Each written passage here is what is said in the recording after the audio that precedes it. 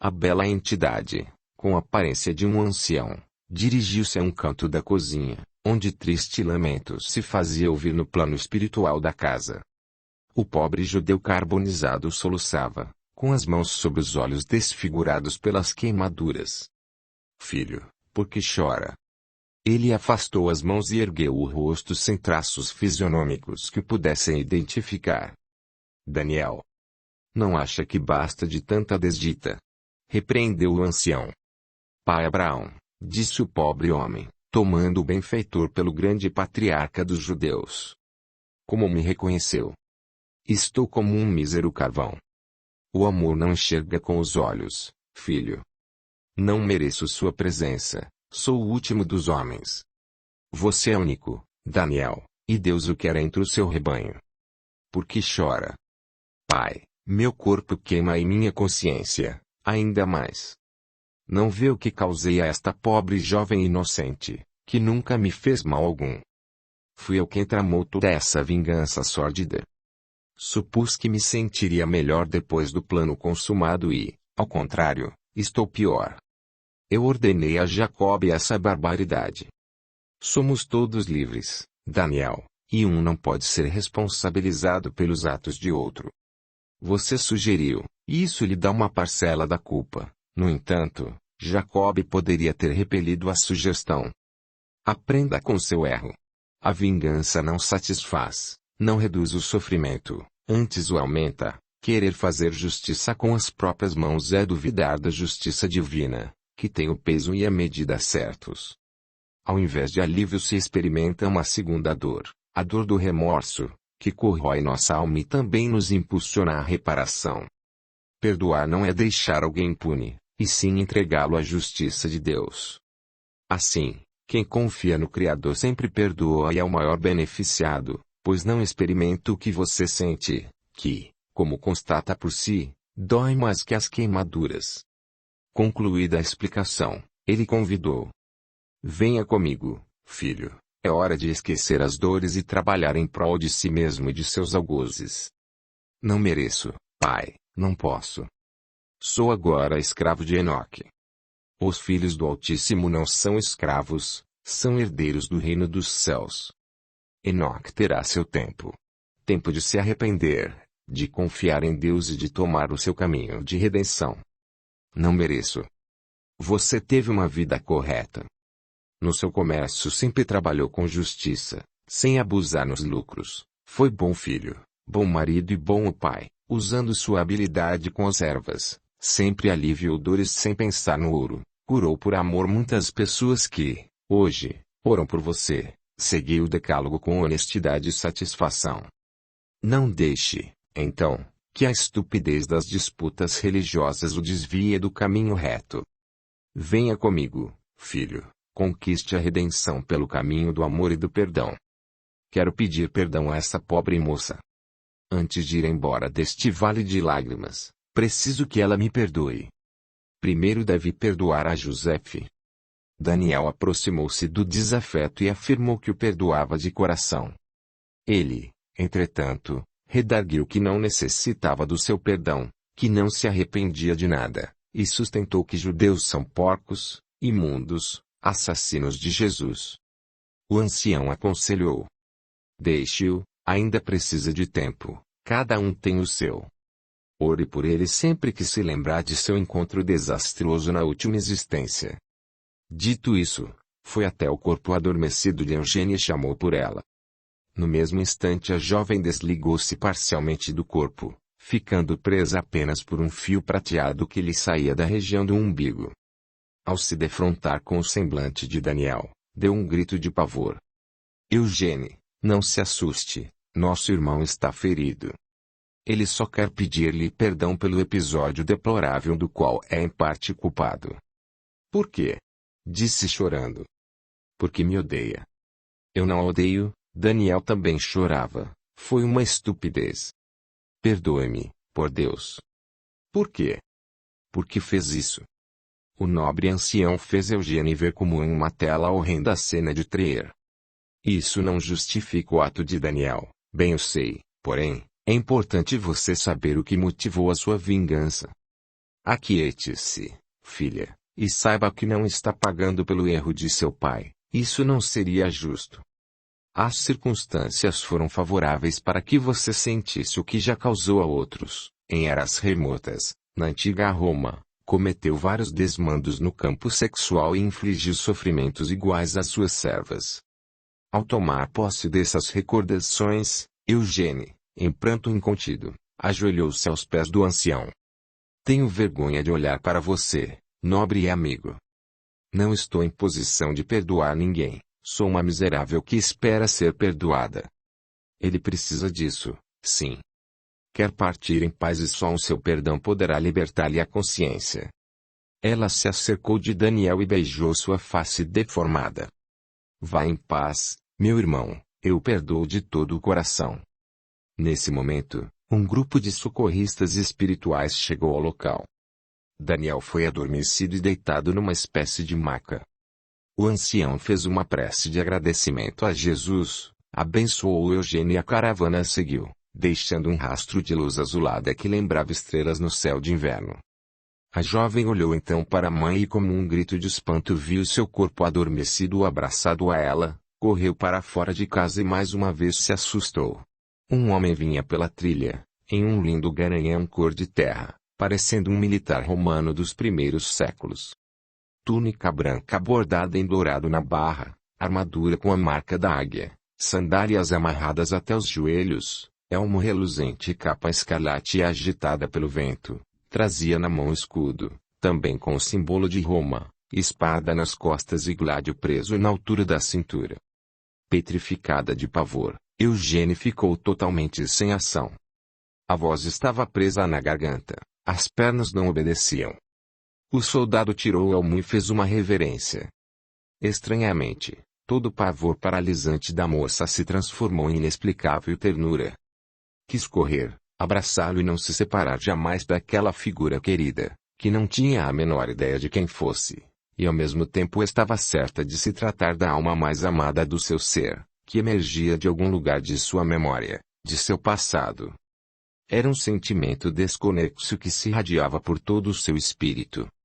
As lágrimas lhe correram pela face e pronunciou uma única e curta frase, pois não existiam palavras que traduzissem melhor o que sentia. Amo você. Ele a fitou com ternura e duas lágrimas ofuscaram seus olhos de um azul tão intenso que parecia infinito. Espere por mim. Eu também a amo. Dizendo isso, deu meia volta e seguiu na direção oposta. Eugênie pôde ouvir até o trote do cavalo que em alguns segundos se pôs a galope. Não vá. Por favor, volte. Não mais via o romano, conquanto no íntimo ouvisse sua voz. Estou voltando, espere por mim, eu estou voltando. Ao acordar foi dominada por um vazio tão grande que a levou às lágrimas. Ainda assim, havia melhorado. Apesar de não se recordar de tudo, sentia-se mais tranquila e tinha vaga a intuição de estar amparada. Algo, porém, lhe era bem nítido. O romano de olhos azuis, cuja lembrança fazia seu peito doer. Ao lado da mãe, de repente seu estômago doeu ao rememorar a violência sofrida na noite anterior.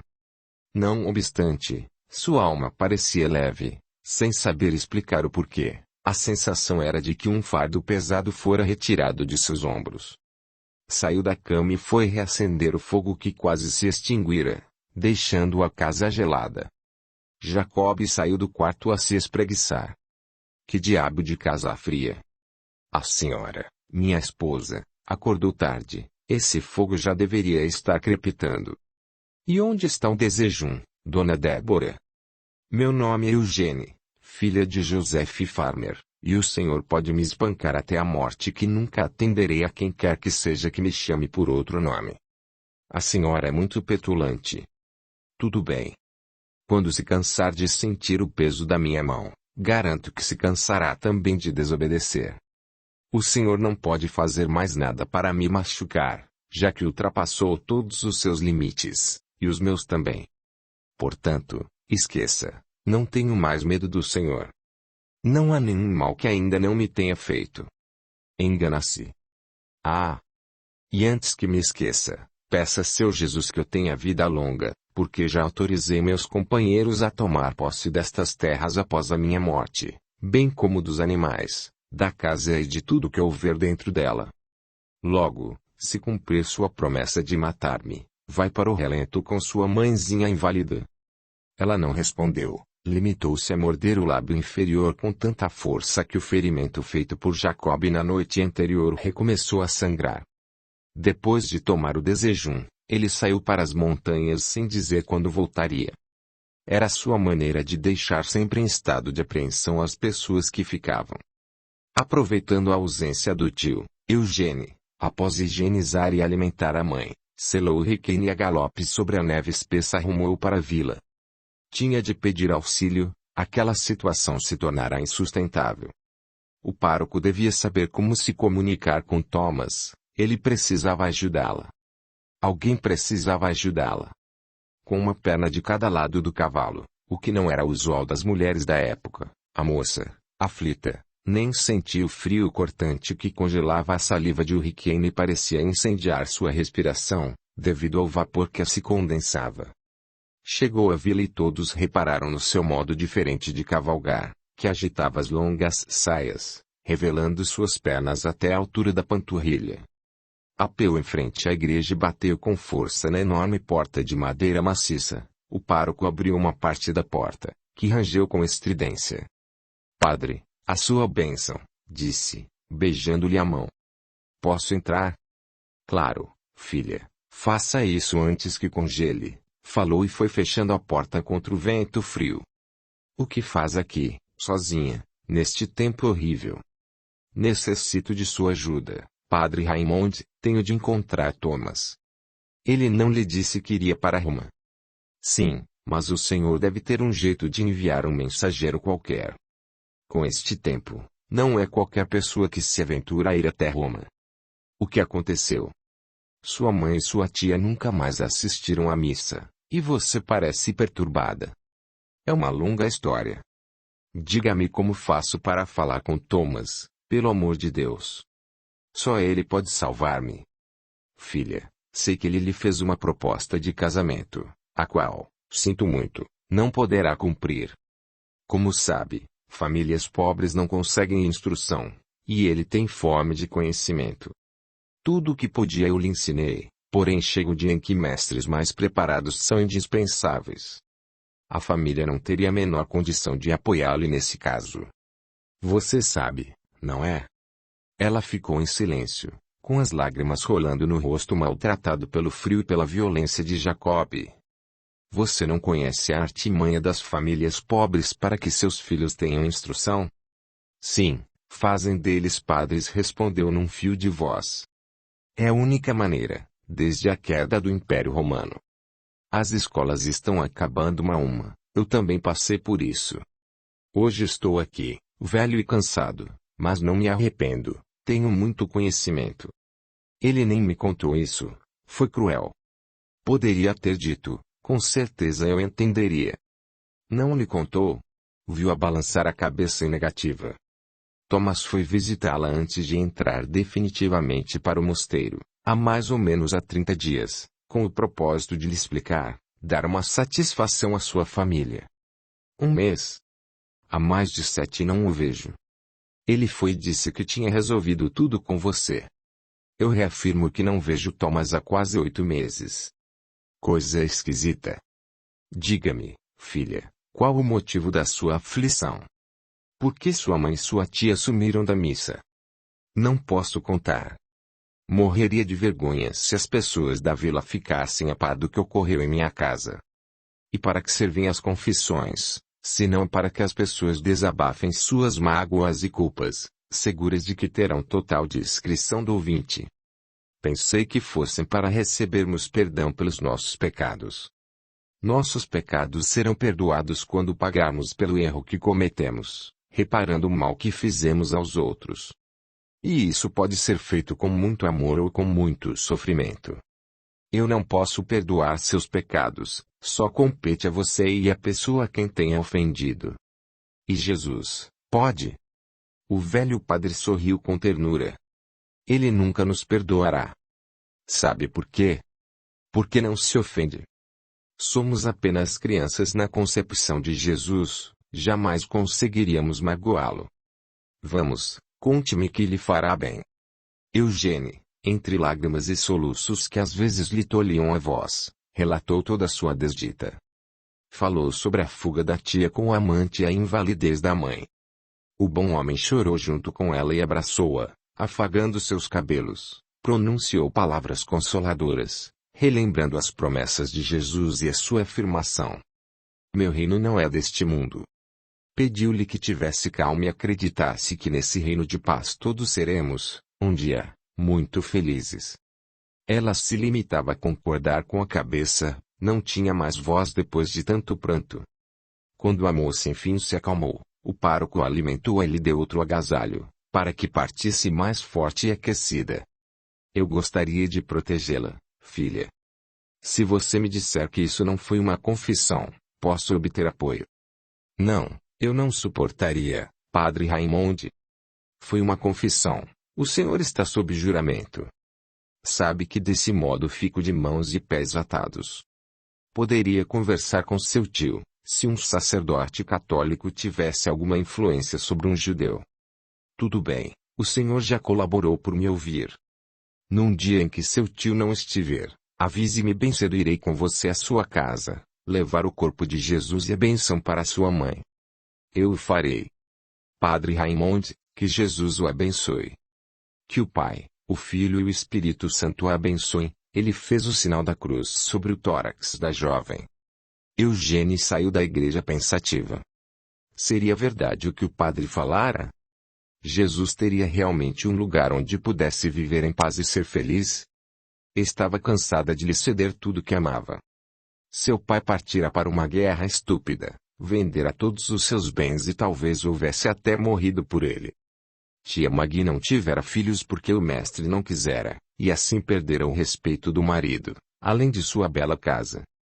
Sua mãe estava como uma criança porque se arriscara por ele, quando fora à igreja. E novamente era Jesus que agora vinha roubar-lhe Thomas. Respirou fundo. A imagem do romano lhe voltou à memória e sentiu o peito doer outra vez. Era estranho, porque pensar em Thomas lhe provocava frio no estômago. Ela com certeza não sabia, ainda, que esse frio no estômago vem do centro de força gástrico, que não tem relação com o amor e sim com a paixão, o medo, a ansiedade. Já o amor se percebe no centro de força cardíaco, que é o responsável pela expressão dos sentimentos. Por isso a lembrança daqueles olhos cor do mar lhe dava dor no peito, acelerava seu coração e em seguida quase o fazia parar, levando-o a pensar que ia morrer pela ausência dele. Quem era esse homem? Onde se encontrava? Não tinha a menor ideia. Chegou em casa e correu para a mãe, alimentou-a e se deitou para descansar. Ouviu a porta do lado do rio se abrir, sem conseguir vencer o cansaço e verificar quem era. Supôs estar no meio de um pesadelo quando Jacob apareceu na porta do quarto. Ela se sentou e olhou para trás, na esperança de ver seu corpo dormindo como anteriormente. No entanto, tinha despertado. Jacob estava lá. Onde a senhora passou o dia inteiro. O senhor não tinha ido embora. Fui ter com o castelão das terras vizinhas, e ao retornar não a vi. Onde estava? Fui falar com o padre Raimundo. O judeu se transfigurou, tal sua cólera. Tem coragem de me contar isso? Repito que não tenho mais medo do senhor. E preferia que eu mentisse. Não. Eu disse que estive com Robert Castell, o castelão das terras vizinhas. Ela fez um movimento com os ombros, como se indagasse o que tinha com isso. Eu lhe afirmei que, se pagar o que quero, vendo-lhe estas terras, ele sempre as desejou. Como Eugênie continuasse em silêncio, Jacob prosseguiu. Sabe por quê? A moça negou com um sinal de cabeça. Pretendo voltar com você e sua mãe para a casa da vila, aquela que visitou quando criança. Isso, é lógico, se me der um filho, um varão que se chamará Isaac. Vamos ter uma vida tranquila e abastada. O senhor ainda tem aquela casa? Tenho, Eugênie, e quero viver lá com você, sua mãe e muitos filhos. Saiba que tem muita sorte. eu espancaria qualquer mulher que me dissesse ter ido falar com um padre. Com você diferente, não quero machucá-la de novo. A menos que me traia, nunca mais vou machucar você. Pode ser cristã e usar o seu nome de batismo, pode inclusive ir à missa, desde que não vá sozinha, muito menos cavalgando feito homem, estarei em casa não todo domingo para levá-la, até que engravide e mudemos para a vila. Ainda que a casa fique bem perto da igreja, não quero que saia sem mim, nem posso imaginar a hipótese de outro homem olhar para você. Em seguida Jacob se deitou ao seu lado, dizendo, sarcástico, que os judeus não acreditam em concepção pelo Espírito Santo.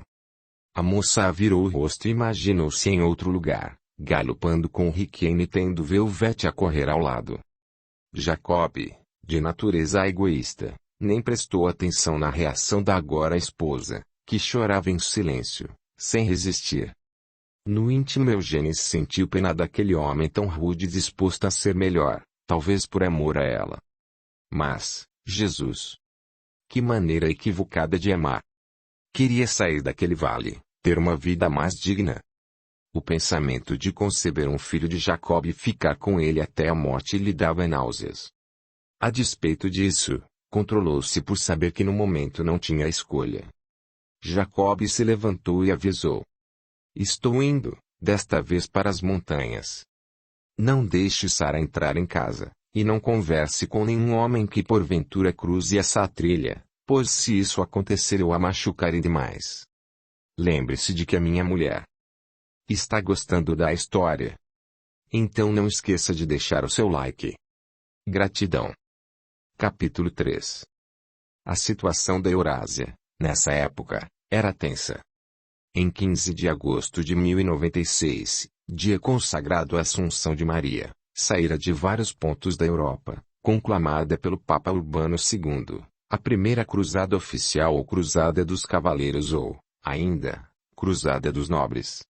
Sob a orientação espiritual do bispo de Lipui, Admar de Monteio, era liderada por vários cavaleiros nobres, entre eles Roberto II da Normandia, Estevão de Blois, o rei Guilherme da Inglaterra, Godofredo de Bulhões e Roberto II de Flandres.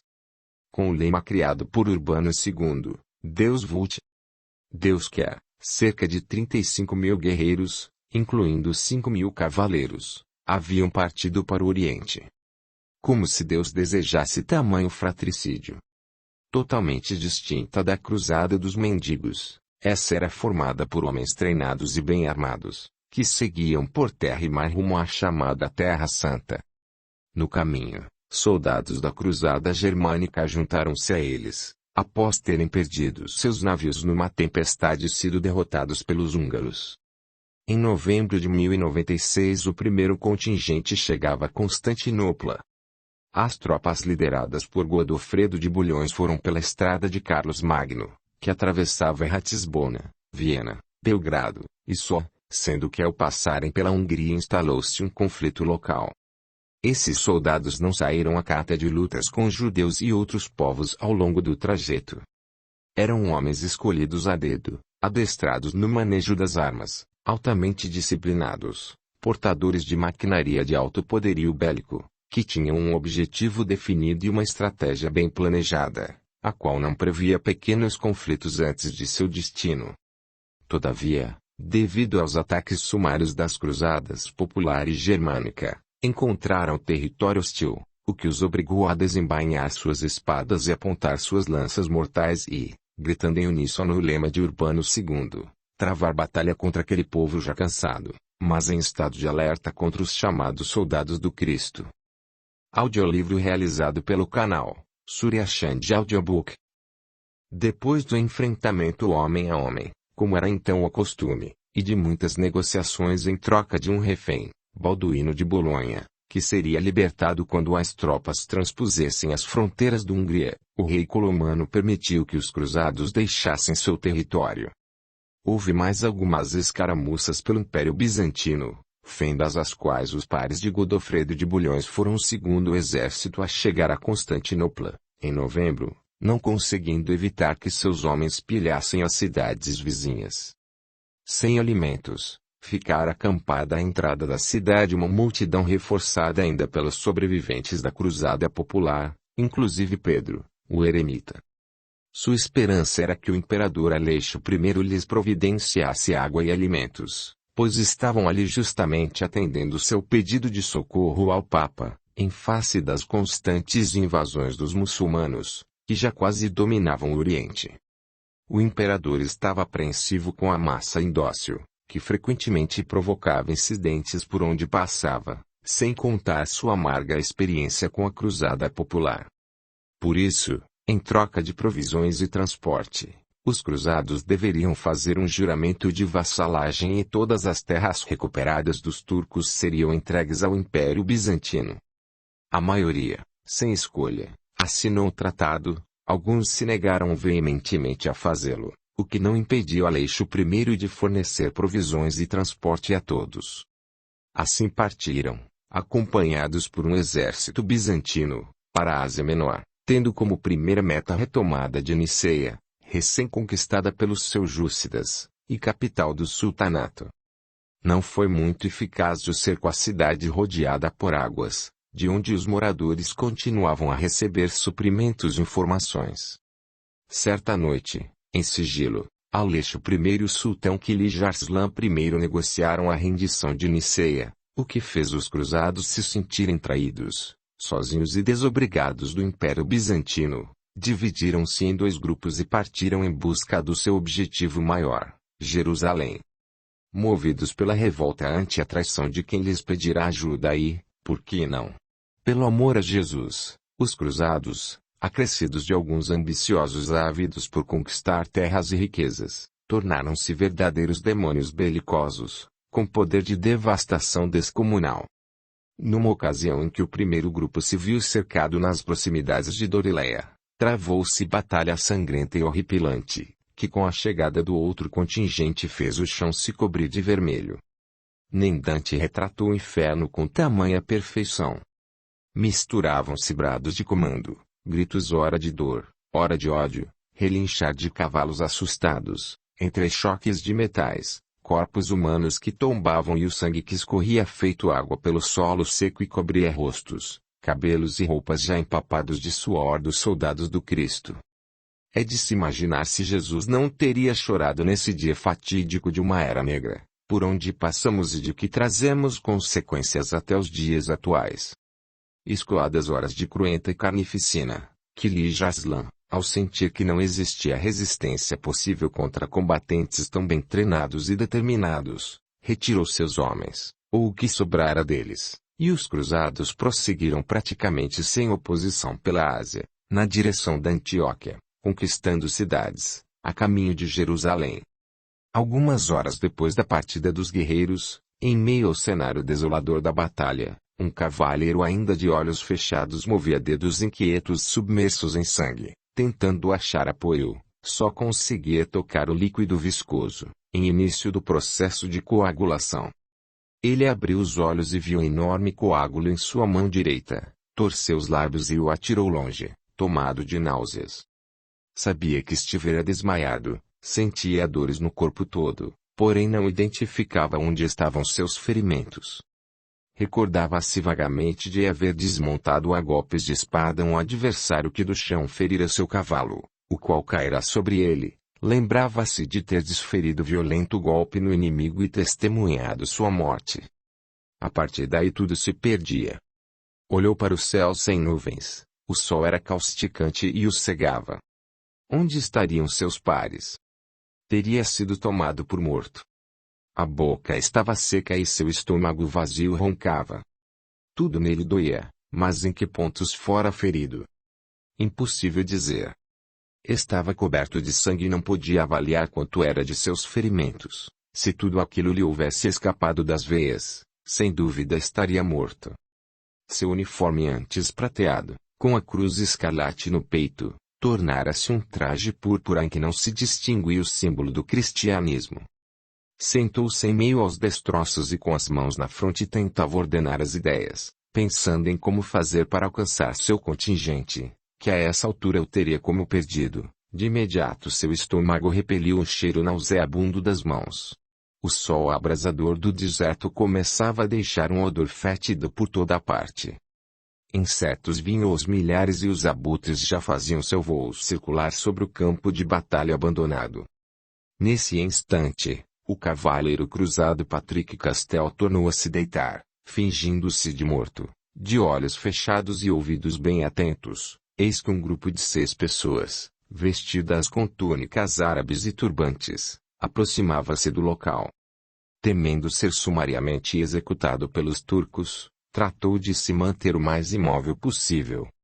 Os integrantes do grupo se postaram de joelhos diante do quadro desolador e, a derramarem contidas lágrimas e pronunciar palavras que Patrick não entendia, curvavam-se até tocar o solo com a testa repetidas vezes. De olhos entreabertos, o jovem cavalheiro pôde observar que somente os homens se comportavam assim, as mulheres permaneciam paradas ao lado, respeitosas. Após algum tempo, eles seguaram e passaram a empilhar os corpos em pequenos montes sinistros, aos quais ateavam fogo.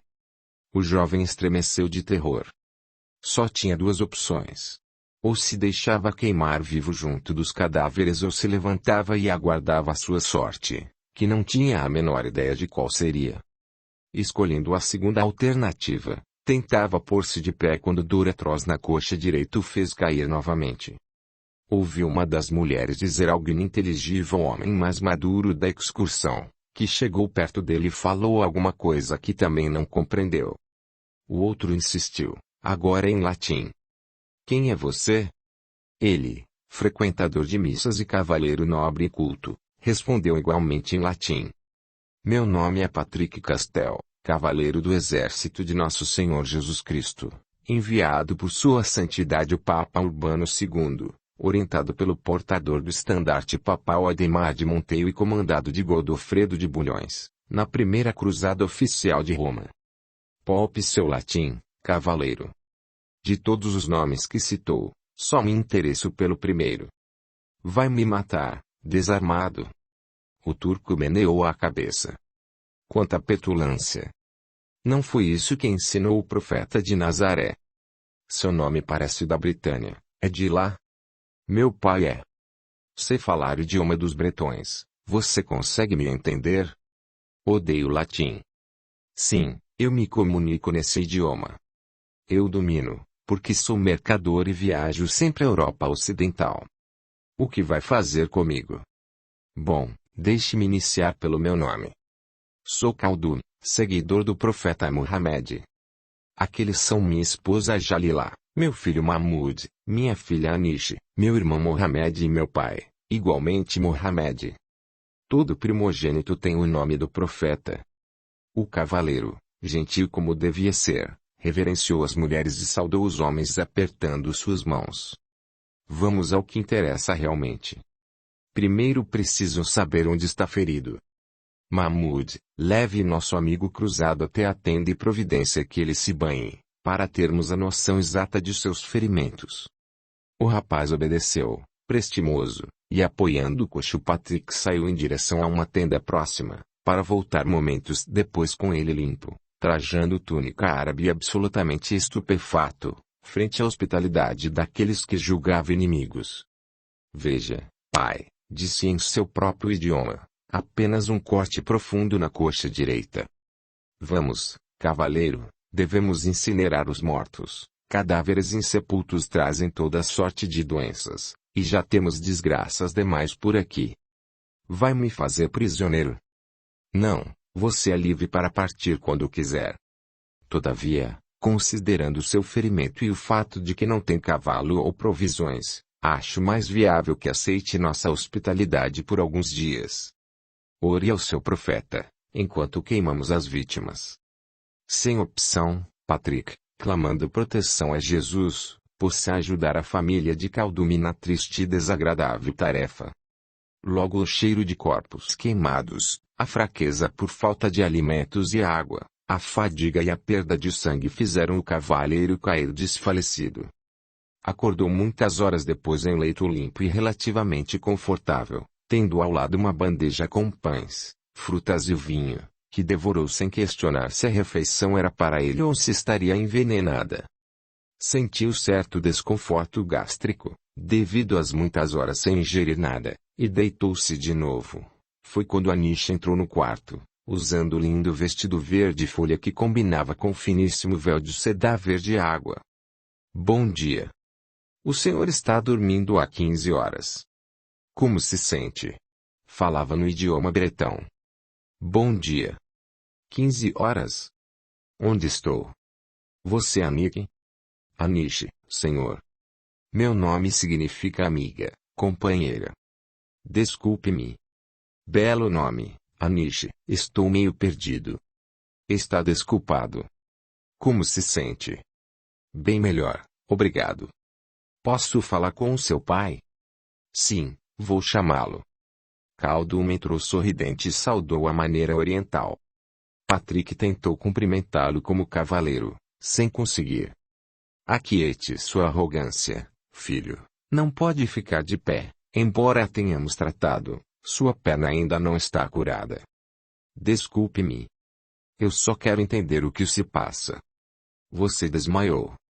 Nós o carregamos para casa, cuidamos de seu ferimento e deixamos que dormisse até agora. Por que não me matou? Sou um cruzado, um soldado cristão. Por que não foi isso que o nosso profeta Mohammed nos ensinou, e sim amar a todas as criaturas? Fala desse outro como se ele fosse igual a Jesus. Pelo pouco que conheço da biografia do profeta Galileu, sei que era humilde e amoroso, e o que mais interessa na sua mensagem é o amor universal que pregou, amor que não admite disputas, contendas ou assassinatos em seu nome. O exemplo que ele deu foi de humildade perante o poderio romano e a inveja dos sacerdotes judeus, exemplo esse que vocês estão longe de seguir. Devemos respeitar todas as religiões que têm como real fundamento o amor a Deus sobre todas as coisas, pois são diferentes caminhos que nos levam ao crescimento espiritual e de volta ao Criador. Patrick engoliu em seco. Aquele muçulmano conhecia a história de Jesus, e até o admirava. Estranho. Sempre aprendera que eles eram hereges e infiéis, que blasfemavam contra o cristianismo e a Santa Igreja Romana e que jamais perderiam a oportunidade de atravessar um cristão à espada. Khaldun, pelo contrário, socorrera-o, abrigara-o em sua própria casa e ainda lhe mostrava um jeito diferente de ver Jesus. Que ironia, um muçulmano. Desculpe, amigo. Você só me tem feito bem, comportando-se como bom samaritano, e eu estou sempre a ironizar com o meu preconceito de cristão. Está tudo certo, filho. Eu também só fui capaz de ver as coisas por esse ângulo depois de levar muitas chibatadas da vida. Vou lhe contar uma história. Conte-me, aprovou Patrick ansioso, olhando fixo nos olhos do homem que começava a encarar como um sábio. Deve espantá-lo o fato de eu e minha família falarmos fluentemente o seu idioma. O rapaz fez sinal afirmativo com a cabeça. Pois bem, tudo principiou uns 10 anos atrás, quando, cochilando no terraço desta mesma residência, vi um profeta judeu, não sei dizer se Elias, Moisés ou Daniel, que me mostrou, desenhadas no céu, batalhas sangrentas como as que vivemos nos dias atuais. Disse que eu deveria partir com minha família para o ocidente e fixar residência na Normandia, até receber novo aviso. Em seguida desenhou a estrela de Davi na minha mão esquerda e se foi. Tomado de imenso desassossego, peguei minha família, Anisha era pouco mais que um bebê, e parti. Estive durante 3 anos naquelas paragens, vivendo do comércio de produtos orientais, que vinha buscar por aqui. O muçulmano fez ligeira pausa, para em seguida retomar a narrativa. Até que um dia vi um dos discípulos do Nazareno, igualmente não sei se era João, Levi, talvez Lucas, pois me falou sobre as artes da medicina. Segundo sua orientação, eu deveria transferir-me com a família para Cornualha, onde encontraria um velho cristão que me iniciaria nessa ciência, e que eu aguardasse, estudando com afinco até ser avisado. Exibiu também as cenas de batalhas, desenhou uma cruz em minha mão direita e se foi. Novamente obedeci, solícito. Vivi 5 anos na Cornualha, do mesmo comércio, e por incrível que possa parecer encontrei realmente o velho cristão, que no curso desse tempo me ensinou a curar e fabricar tônicos, pomadas e até um líquido perfumado à base de rosas que as mulheres orientais gostam de aplicar nos cabelos. No final dos 5 anos, Khaldun comoveu-se visivelmente ao lembrar: eu vi o profeta Muhammad. Parou por um instante, com lágrimas de emoção lavando seu rosto curtido pelo sol.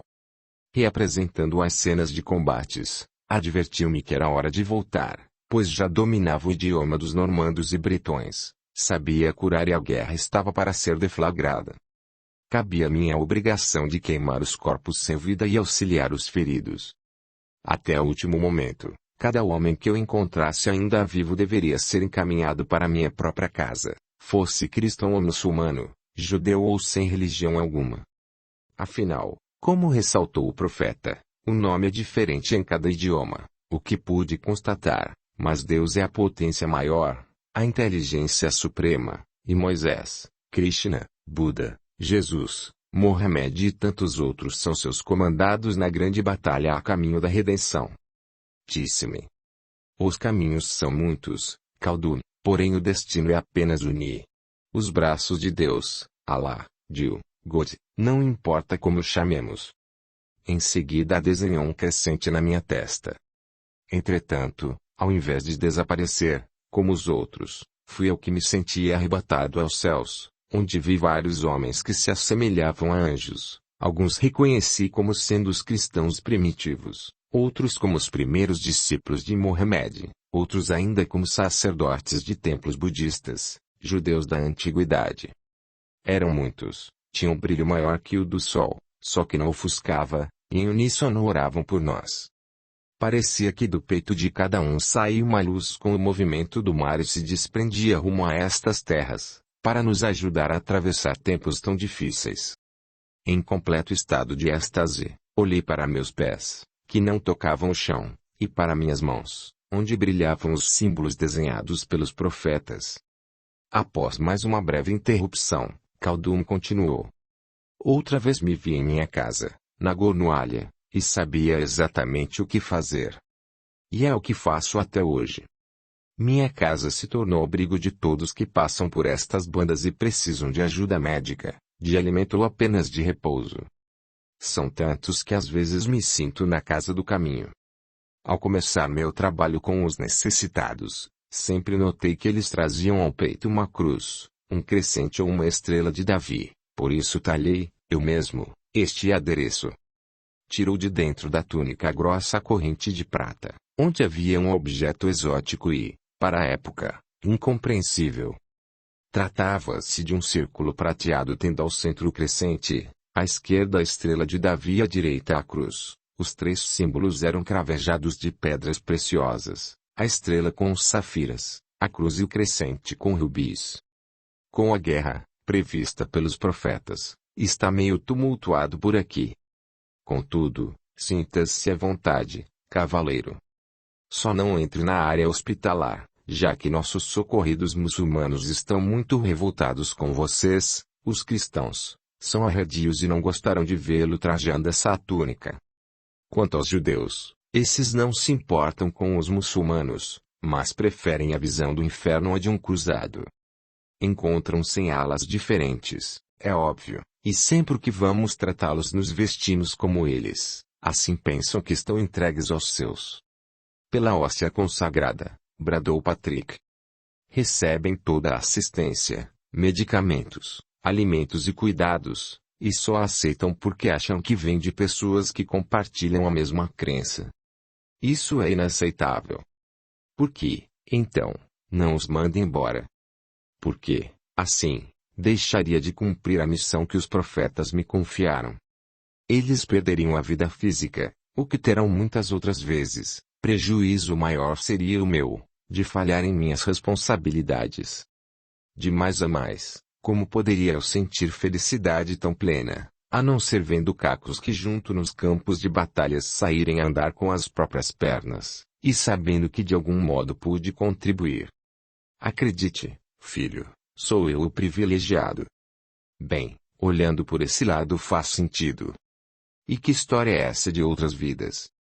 Seu, pondo o indicador sobre os lábios, ele passou a sussurrar. Minha família não pode ouvir. Dizem que ando me contaminando com outras doutrinas. Eu sou muçulmano, é certo, porém estou sempre aberto a novos conhecimentos. Estive tratando de um indiano que se acidentou por aqui e ele me disse coisas interessantes a respeito. Você fala de morrer e nascer de novo, como bebê. Exatamente. Conhece algo sobre isso? Já vi alguma coisa nas escrituras sagradas dos cristãos. E não é interessante? Faz muito sentido. Por exemplo, o que eu farei com tantos conhecimentos novos que está me presentear se, por acaso, vier a morrer nesta guerra? Com certeza vou precisar de uma nova chance para colocá-los no meu dia a dia. É verdade. Se aprendermos algo tarde demais, precisaremos de outra oportunidade para não errar tanto. Ficou alguns segundos olhando contemplativo pela janela, até que pareceu assustar-se. Tenho de ir ver meus socorridos, o tempo urge. Quando já saía do quarto, Patrick o chamou. Ele se voltou para o rapaz com seu jeito amoroso e solícito. Só mais uma coisa. Existe alguma guerra santa? Sim. Esta é uma guerra santa. Não. E qual é a guerra santa a que se refere o seu profeta? O seu também fez menção a ela, quando disse: Não vim trazer a paz e sim a espada. Tem razão. Qual é essa guerra? E a que se trava entre o bem e o mal, dentro de nós mesmos.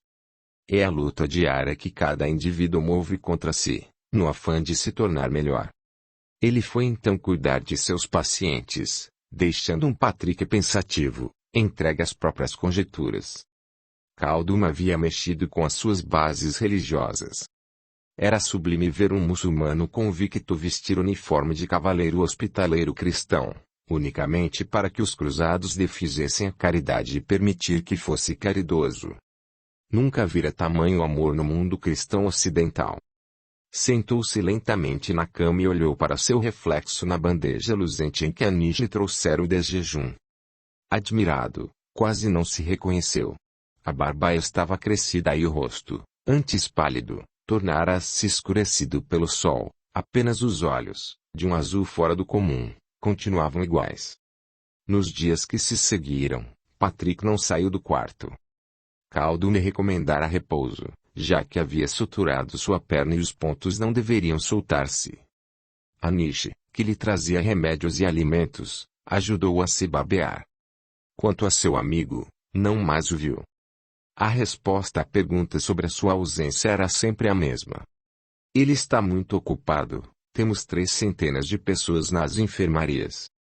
Numa manhã extremamente quente, Khaldun entrou em seu quarto cantando, com o rosto cansado, mas feliz. Bom dia, cavaleiro, seu castigo acabou. Vim retirar-lhe os curativos. Bom dia, amigo, senti sua falta. Gomo me abandona por uma semana inteira? Ele sorriu com ar jocoso. Deixei você aos cuidados de Anish. Não acha que foi uma bela troca? E não o esqueci, embora estivesse sobremaneira ocupado. Deixe-me ver essa ferida. Muito bom. Melhor que o esperado. Agora você tem licença para sair um pouco do quarto. Patrick sentia-se bem. A perna quase não doía e o muçulmano saiu do quarto acompanhado de um paciente curioso. Diga-me, Khaldun, como você e sua família conseguem cuidar de tantas pessoas? Sou um homem rico, vivo do comércio de pedras e isso dá um bom dinheiro. Não consumo nada além do necessário graças à providência divina, que é grande, nada nos tem faltado ao longo desses anos. Não me refiro ao dinheiro, parece óbvio que você o tem. Falo do trabalho. Não deve ser fácil cuidar de centenas de pessoas só com a família. Ele riu com gosto. Só com a família? Você sabe quantos somos? Pelo que pude observar, são 6 pessoas.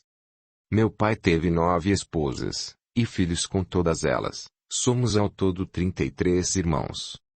Todos se casaram e possuem no mínimo 2 filhos. Alguns dos quais são crescidos e já nos ajudam. Mão de obra nunca há de faltar. O rapaz estava estupefato. Vocês devem somar umas 100 pessoas. Mais ou menos isso. E lembrando o fato de que todo primogênito tem o nome do profeta. Devemos ter umas 3 dezenas de Mohamedes.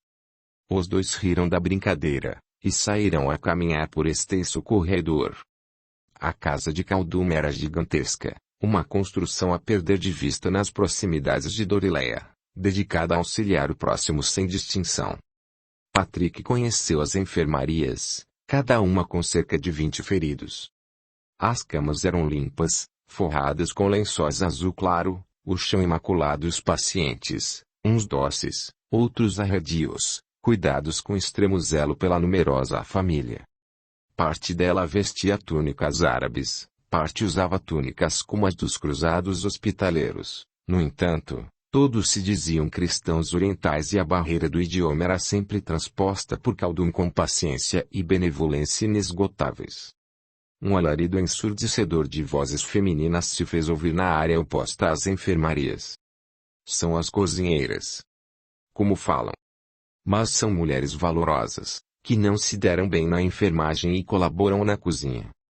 Khaldun, por que não me trouxe para a enfermaria dos cristãos? Deixou-me em um quarto privado, não mentiu quanto à sua religiosidade, ensinou-me tantas coisas. Desde que olhei em seus olhos pela primeira vez, soube que era alguém que eu amaria como um filho, senti que tinha a obrigação de dividir com você a experiência que tive, e que de alguma forma deveria ajudá-lo a vencer seus preconceitos religiosos.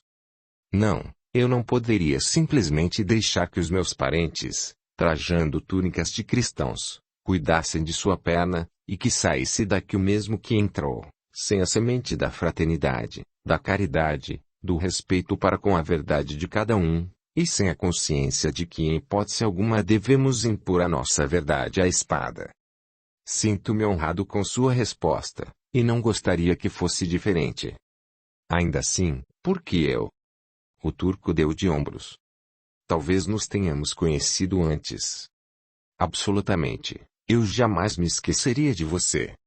Digo de outras vidas, de eras remotas.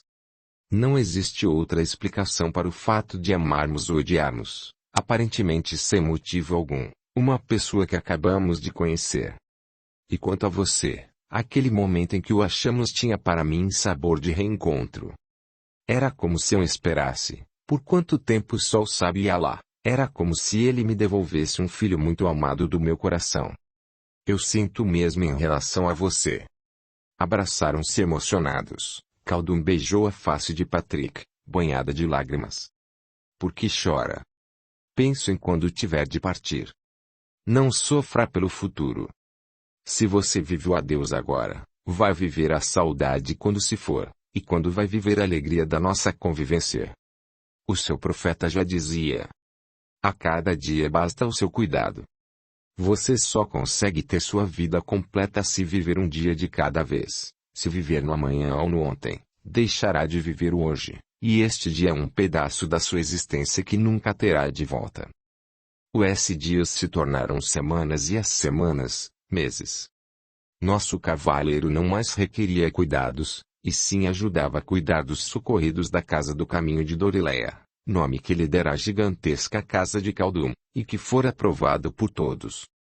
Muito comum era ver muçulmanos abraçados a cristãos, recuperados, que se despediam para reencontrar seu contingente, ou ainda Patrick comemorar com maneiras orientais, junto à numerosa família, o sucesso de uma cirurgia, uma infecção vencida ou um parto bem-sucedido das várias mulheres que chegavam quase mortas a ponto de dar à luz. Com sua força de cavaleiro bem treinado, assegurar alguém para a amputação de um membro ou puxar uma criança morta de dentro da mãe. Igualmente lá estava ele aprendendo a usar o vigor físico a serviço do bem. Na hora de orarem, voltados para Meca, também se fazia presente, repetindo em pensamento a oração do Pai Nosso. Quando contou isso a Khaldun, ele disse com graça: não há nenhum inconveniente. Todos chamam por Mohamed, ele deve estar muito cansado, e creio que não se importará de dividir tanto trabalho com Jesus. Constantemente alguns membros da família chegavam com feridos de toda sorte, trazidos das redondezas, E os verdadeiros soldados de Deus colocavam-se em estado de alerta, para prestar os socorros necessários. Mas também havia as horas de lazer, diante do crepitar da fogueira, onde ao som de alaúdes afinados as belas mulheres dançavam. Ali se via um Patrick meio hipnotizado, batendo palmas, junto aos demais, no ritmo cálido da música oriental que o fascinaria por séculos. Tomava o alaúde e tentava executar alguma canção, e todos riam de sua falta de habilidade.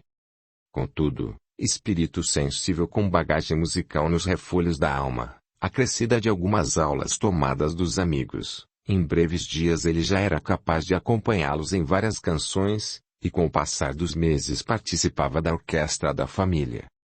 Em uma dessas noites de festa aconteceu algo que desassossegou singularmente o jovem cavaleiro. Quando todos se recolheram, Anish, em belo traje azul de odalisca, entrou em seus aposentos e dançou com graciosa perfeição. Seus braços pareciam desprovidos de ossos, e era como se ao executar a dança do ventre este tivesse movimentos próprios. Verdadeiramente encantado, ele nem conseguia piscar os olhos, e seu rosto, que já readquirira a palidez dos bretões, ficou ligeiramente rubro. Quando terminou a exibição, ela o encarou ao perguntar: "Gostou?" "Muito bom, não sabia que dançava tão bem." "E a primeira vez que danço para alguém?" "Minha mãe disse que já estava pronta, que poderia dançar de verdade, nas festas, e eu quis que você fosse a primeira pessoa a me ver dançando, além, é claro, dos meus pais." "Estou honrado com a homenagem, Anish. A que devo sua escolha?" "Você não percebeu, cavaleiro?" "O que quer dizer?" "Olhe, este assunto deveria ser tratado pelo meu pai, portanto peço que não itere dele. Eu gostaria de me casar com você." Patrick ficou sem voz e ela prosseguiu: "Se já tiver esposa no ocidente, tudo bem, não me importo de ser a segunda. Você é uma criança, só pode estar brincando." "Não sou criança, completei 13 anos e já sou uma mulher, estou pronta para procriar." Ele bateu a mão contra a testa ao fazer a negativa. "Não tem o menor cabimento. Eu a vejo como irmã, e já conto 23 anos. Pertencemos a mundos totalmente diversos, jamais a levaria para o ocidente, as coisas por lá não são tão desenvolvidas como aqui. Não a levaria para um lugar retrógrado, privando-a da maior escola de sua vida, que consiste na casa do caminho de Dorileia e na companhia de seu pai, o maior homem que eu conheci. Você deve desposar alguém da redondeza que se integre a esta família, pois ela tende a aumentar e não ser desfalcada, com a perda de uma de suas melhores enfermeiras. Não o tenho por irmão, Patrick Castell, nunca será assim. Eu o amo como homem. Por favor, pequena tola, não me fale isso nunca mais. Você ainda será meu marido, demore o tempo que for, nunca desistirei de você." Dito isso, entre lágrimas sentidas saiu do quarto, deixando Patrick a cismar. Pensava no que essa proposta de casamento significaria.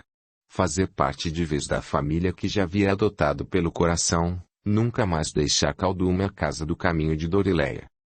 E quanto a seus familiares no ocidente? Apesar de não ter com eles afinidade igual a que descobrira agora, amava-os incondicionalmente.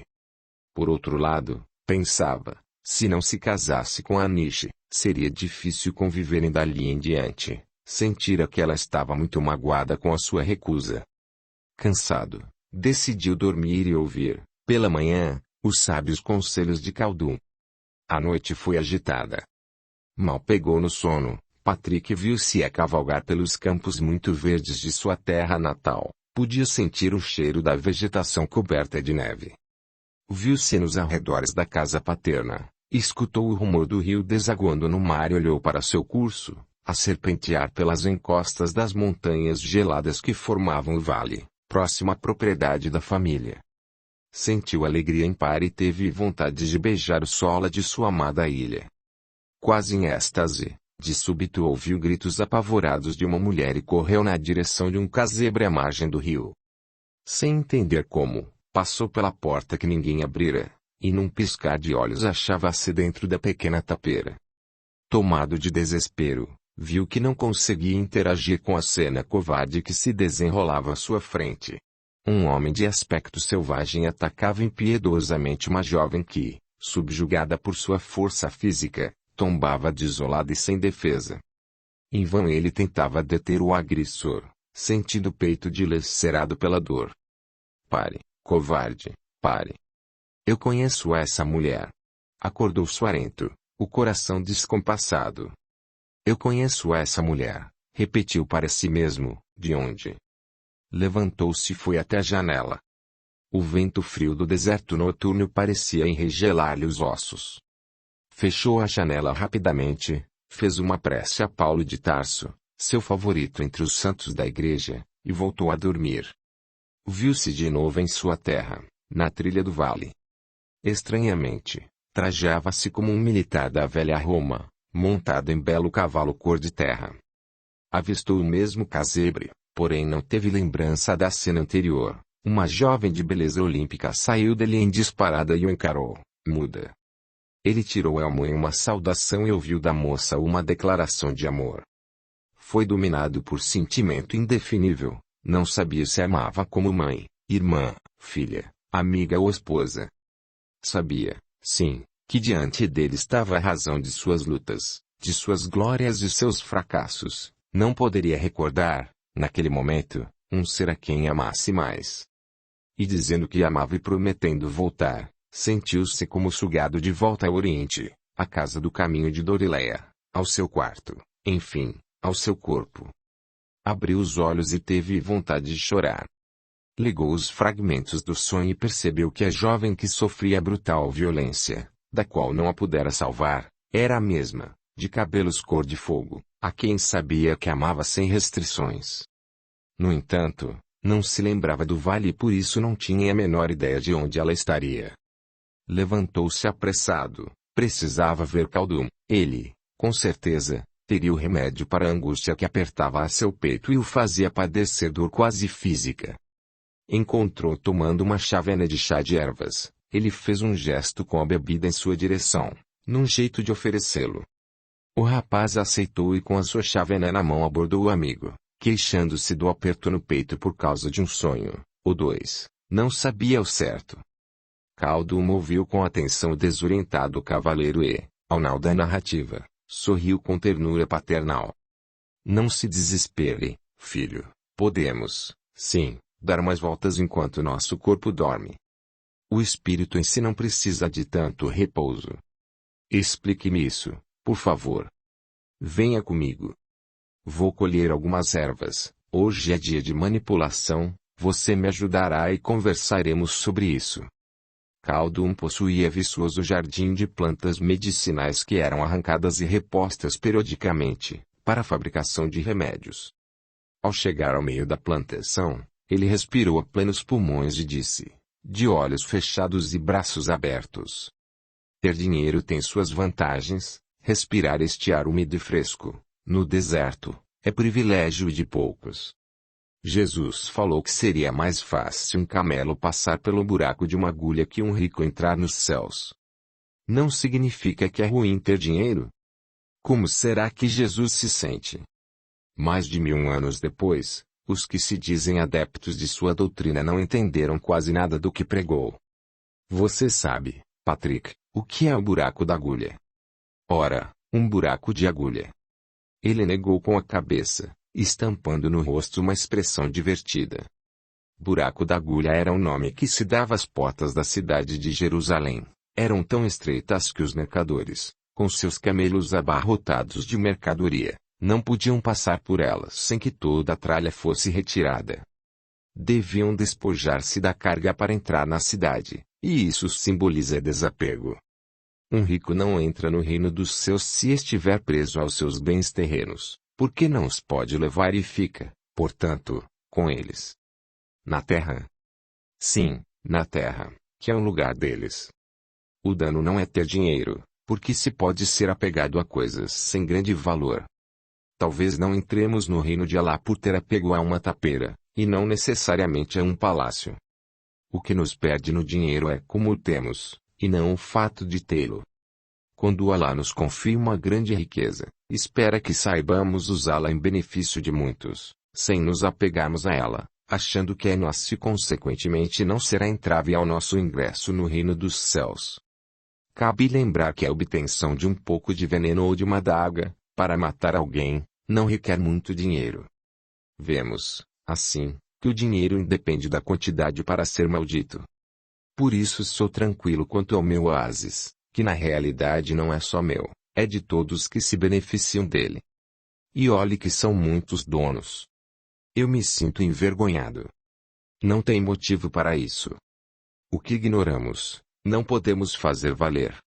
À medida que descobrimos a verdade, ela soa como um sino em nossa consciência. Bem, vamos ao assunto que o trouxe aqui, o seu sonho. Sim, deixou-me totalmente transtornado. Você disse que quando dormimos damos umas voltas. Que coisa louca! Não sei se acredito. Ainda que lhe pareça louco, o fato de você descrer não faz as coisas mudarem. Uma noite, há alguns anos, levantei-me da cama e tentei acender a lâmpada. Minha mão, entretanto, passava pela candeia como se ela fosse feita de fumaça. Intrigado, chamei minha esposa, que dormia ao lado, e qual não foi meu susto. Eu continuava adormecido junto dela. Confuso com os dois eus, saí pelo corredor e vi um de meus irmãos que vinha de uma enfermaria, com o rosto abatido, e dizia ao meu sobrinho que tinham feito todo o possível, mas se o anjo da morte chega não há como ludibriá-lo. Eles se encaminharam para a cantina e eu os segui. Conversavam sobre um soldado do exército turco que acabara de morrer devido a uma hemorragia intensa. Foram tomar chá e meu sobrinho, ainda nervoso como a sua primeira perda, ingeriu o líquido de uma vez, queimando a boca e tendo um acesso de tosse. Tentei conversar com eles e não consegui, não notavam minha presença, o que me afligia muito. Khaldun silenciou por instantes, e então prosseguiu em seu relato. Acordei cedo e encontrei os dois indo para seus aposentos. Não tinha dado importância ao sonho até meu irmão me contar que perderam um soldado turco, vítima de rebelde hemorragia. Eu logo o questionei sobre o episódio do chá quente e a resposta foi outra pergunta. Está a nos vigiar nas suas noites de repouso. Percebi então que não havia sido ilusão, que eu estivera com eles na cozinha. E como dormia calmamente ao lado de minha esposa, deduzi que fora arrebatado em espírito até a cantina, e se chegara lá, poderia ir mais além. Assim, treinando a exaustão, fui ao terraço, ao pátio, ao deserto e até a Cornualha, ter com meu velho mestre das artes médicas. Depois de transmitir sua experiência, o turco procurou explicar melhor a questão. Os sonhos podem ser reflexos de nossos medos e preocupações diárias, tanto quanto de fenômenos puramente físicos, como a digestão. Todavia, muitas vezes somos nós que deixamos parcialmente nossos corpos e damos umas voltas por aí. Podemos ir a lugares bons ou ruins, dependendo do nosso estado de espírito. Devemos, sim, aproveitar os períodos de liberdade para fazer o bem, ou para aprender coisas novas que nos ensinam os mestres que podemos encontrar nesse estado. Tais informações ficam guardadas e na hora oportuna nos vêm ao consciente como ideias. Isso quer dizer que a cena hedionda a que assisti se deu em algum lugar? Impossível. Ou seja, aquela mulher de cabelos cor de fogo existe. Provavelmente, e precisa de você. Como faço para achá-la? Se isso estiver planejado por Alá, acontecerá na hora certa, quando menos você esperar. Quando me lembro do rosto dela, sinto uma dor profunda, uma saudade sem precedentes. Por certo não é sem precedentes, talvez a conheça há séculos. Amigo, penso que é hora de voltar. Por mim passaria com você o restante dos meus dias, mas preciso conviver um pouco com os meus. Estranho. Não existe entre nós a mesma familiaridade que sinto com vocês. Será pelo fato de quase nunca termos vivido juntos. Aos 8 anos meu pai enviou-me, aos cuidados de Godofredo de Bulhões, para a Normandia, onde até os 21 me preparei para ser cavaleiro. Nessa fase me recordo de só ter visto minha família em 2 ocasiões. Quando me tornei escudeiro, aos 14 anos, e na cerimônia na qual fui proclamado cavaleiro. Lembro como se fosse agora. Meu pai chegara na véspera e naquele dia fez o papel de meu escudeiro.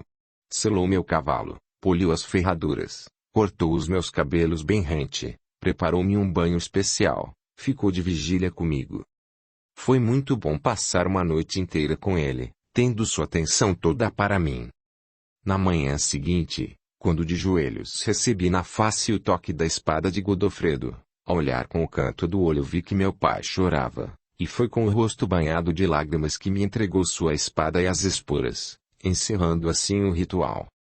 Ele estava muito orgulhoso de mim e me sentiu extremamente feliz. Naquele momento eu era mais importante que Simon, seu primogênito. Envolvido pela emoção, Patrick se calou por alguns segundos para se refazer e continuar.